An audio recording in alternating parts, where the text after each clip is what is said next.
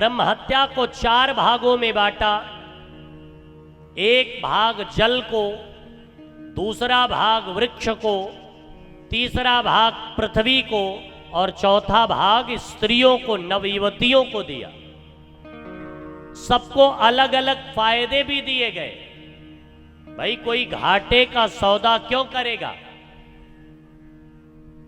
जल को ब्रह्म हत्या मिली तो जल में जो फेन निकलता है वो ब्रह्म हत्या का प्रभाव है। इसलिए कभी भी किसी नदी, गंगा जी, यमुना जी या फिर कोई नदी में जब स्नान करने जाएं तो पहले ऊपर वाले जल को हटाइए, फिर डुबकी लगाइए। क्यों? क्योंकि जल में जो फेन निकलता है वो ब्रह्म हत्या का प्रभाव है। एक भाग ब्रह्म हत्या का वृक्षों को दिया। वृक्ष में जो गोंद निकलती है वो ब्रह्म हत्या का प्रभाव है। इसलिए पुरुषों को गध नहीं खाना चाहिए। क्यों? क्योंकि ब्रह्म हत्या लगी है उसमें। एक भाग ब्रह्म हत्या को पृथ्वी को दिया। जो पृथ्वी मैया ऊसर हो जाती है, जहां पर अन्न की पैदावार नहीं होती है, धूप घास तक भी नहीं जमती, वो ब्रह्म हत्या के दोष से दोषी है। एक भाग ब्रह्म हत्या का स्त्रियों को दिया, नवयुवतियों को दिया।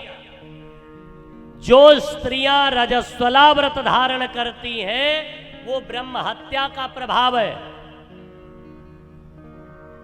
जिसमें भागवत में तो इसका वर्णन है ही है, शिव महापुराण में भी इसका वर्णन है कि प्रथमे हनि चांडाली, द्वितीये ब्रह्मघातिनी, तृतीये रजता प्रोक्ता। पहले दिन चांडाली का स्वरूप होता है, दूसरे दिन ब्रह्मघातिनी, तृतीय रजता प्रोक्ता। 3 दिन तक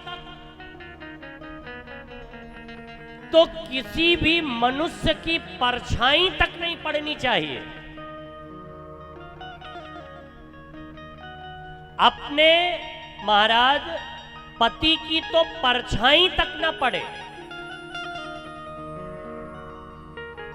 और चतुर्थ दिवस जब स्नान करे तो सर्वप्रथम दर्शन अपने पति का करें, या फिर पति मौजूद न हो तो सूर्य का दर्शन करें।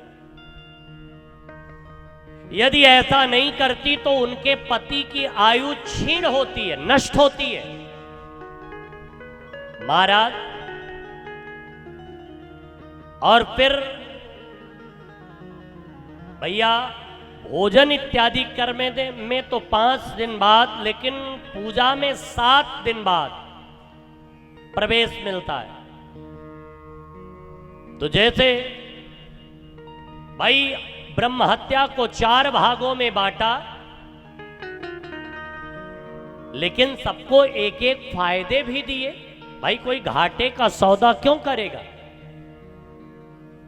तो स्त्रियों को फायदा दिया गया, पृथ्वी को फायदा दिया गया, जल को फायदा दिया गया, वृक्षों को फायदा दिया गया। षष्ठ